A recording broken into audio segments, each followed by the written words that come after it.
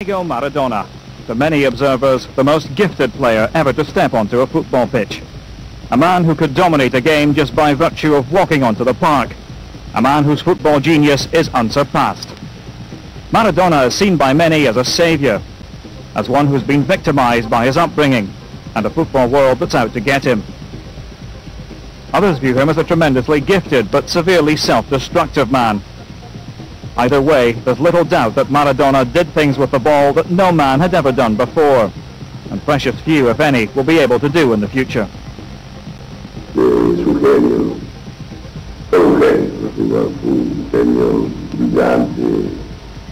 He is a genius. He was a genius as a player.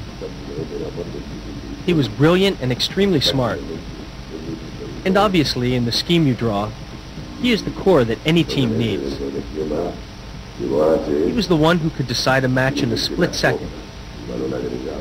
A player like Maradona doesn't come around often.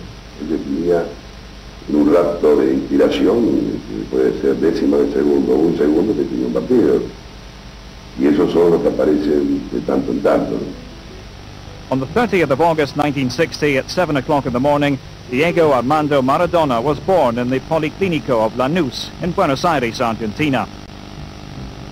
Diego was part of a large family. He was one of 8 children. His father, Don Diego, and his mother, Doña Tota, were poor and lived in the slums of Villa Fiorito in the Catholic-dominated outskirts of Buenos Aires. Shortly after his birth, Diego was baptized and registered at Lanús, as were nearly all children in the surrounding neighborhoods. Money, or a lack of it, was always the main concern for the Maradona family. His father held various jobs, and short of stealing, they were willing to do anything to make ends meet. Diego's parents made sacrifice after sacrifice in order to bring up their children, 3 sons and 5 daughters. Hard work was stressed, and later in life, Diego would take this value to heart as he developed as a footballer. At the age of 3, Diego was given his first football. It was a gift from his cousin Beto Zarate, who played with it morning, noon and night, refusing to let go of the ball. On that particular evening, he fell asleep hugging it in his arms, and Diego's love affair with the game had begun. Over the next few years, Diego would continue to play football every chance he had. Even at a very young age, he had visions of being a star. By the time he was 9 years old, Diego was playing football every day. To him, and practically every other 9-year-old in Argentina, football was a second religion, one that he thanked God for daily. Diego began playing organized football with a junior team called the Little Red Star. There were 2 fields.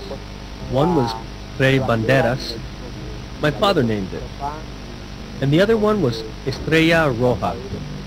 Diego's father named that one.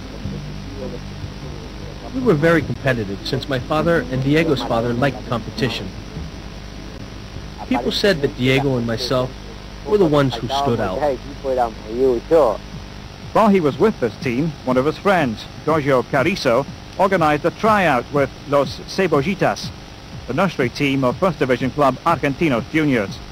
The coach, Francis Cornejo, had heard about the abilities of Pelusa, as Diego was called, and set the tryout date for December the 5th, 1970.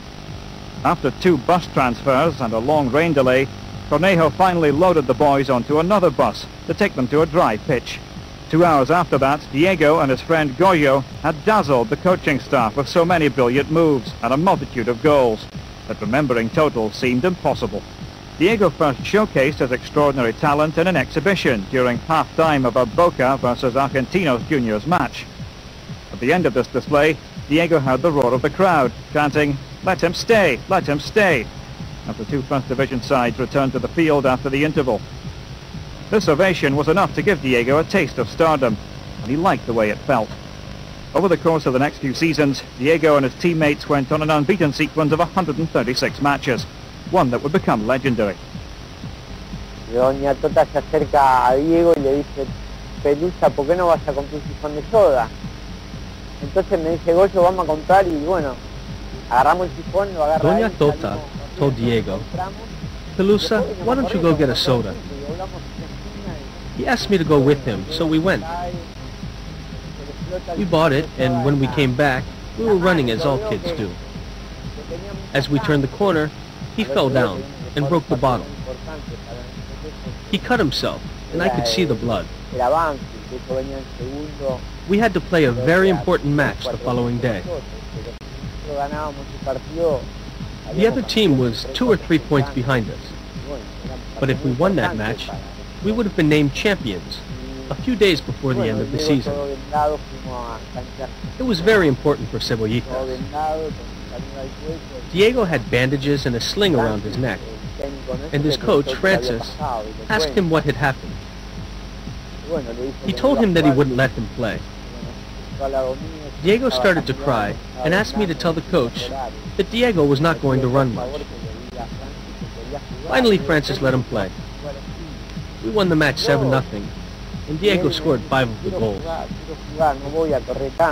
Y bueno, y Maradona habla con Francis y Francis le dice, bueno, vas a jugar pero no te quiero ver correr. Y este partido ganamos 7-0, hizo 5 goles. By now, Diego had drawn the attention of all the major football outfits in Argentina. He was being pursued by the likes of Boca Juniors and River Plate.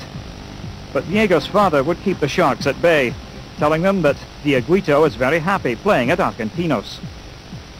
On the 20th of October 1976, just 10 days before his 16th birthday, Maradona marched onto the pitch, making his professional First Division debut for Argentinos in a 1-0 reverse to Talleres. The loss, however, was insignificant, as the game marked the beginning of one of the greatest and most controversial careers in the history of football. At first I saw him debut on a Wednesday night at Argentinos Juniors against Talleres. I live 4 blocks away from the stadium of Argentinos Juniors, and I saw him make his debut. All the attention that day was directed towards a very anxious teenager sitting on the bench. Everyone was waiting for Diego to get his opportunity to play. Fans and opponents alike wanted to see if he could make the same kind of impact on a First Division game as he had done at youth level. Diego played for Argentinos Juniors from 1976 to 1981, and it's Argentinos fans who lay claim to having seen Diego play when he was at his purest, before the fame, fortune, and all the problems that go hand in hand would beset Maradona. Over the course of his 5 years with Argentinos, he scored at an amazingly rapid pace, in all netting 116 times over the course of 166 matches, and receiving top goalscorer honours in 1979, 1980 and 1981. Argentinos would prove to be a launching pad for the career of Maradona. It was here he was able to showcase his skills to the hierarchy of Argentinian football, including the national junior team's coaching staff, and even Argentinian national team coach Cesar Menotti himself. After only 12 First Division games for Argentinos, Menotti called upon Diego to make his national team debut in a friendly against Hungary. This would be the first time Maradona had represented his country, and it would be the beginning of one of the greatest international careers of all time. He was a different player, because when he made his debut when he was 16 years old, in Boca Stadium, we beat Hungary 5-1. And when he entered the game, after only 3 or 4 dribbles, you could see that he was different from the others. Citing his youth and relative inexperience as the reason, Menotti left Maradona off the Argentinian World Cup squad in 1978. A blow that Diego took hard, but one that served to motivate him even more. What happened is that at the time there were many players on the Argentinian roster that play his position. We had Valencia, Kempes, Villa, La Rosa, y Alonso. A lot of players who could wear number 10 on their backs. But I think Maradona deserved to be included on our roster of 22. Maradona set his sights on the 1979 World Youth Cup tournament to be played in Japan. Back home in Buenos Aires, fans were tuning in to the live telecast in the early hours of the morning, hoping to see Maradona do something they'd never seen another player do before. And Diego didn't disappoint. The Argentinians beat the Soviet Union in the final by 3-1, the penalty goal coming from Diego, thus clinching the first of what would be many international titles for Maradona. As his fame grew, so did the interest of football clubs throughout Argentina. It had become clear that Maradona was going to leave Argentinos Juniors, but where he was heading was less obvious. The millionaires of River Plate had their sights set on him, but Maradona had different ideas. He had grown up cheering for Boca Juniors, River's crosstown rivals. and Diego wanted to orchestrate a deal that would have him wearing Boca's signature blue and gold shirt. Despite Boca's financial problems, the two sides came to an arrangement, and Maradona was transferred to Boca.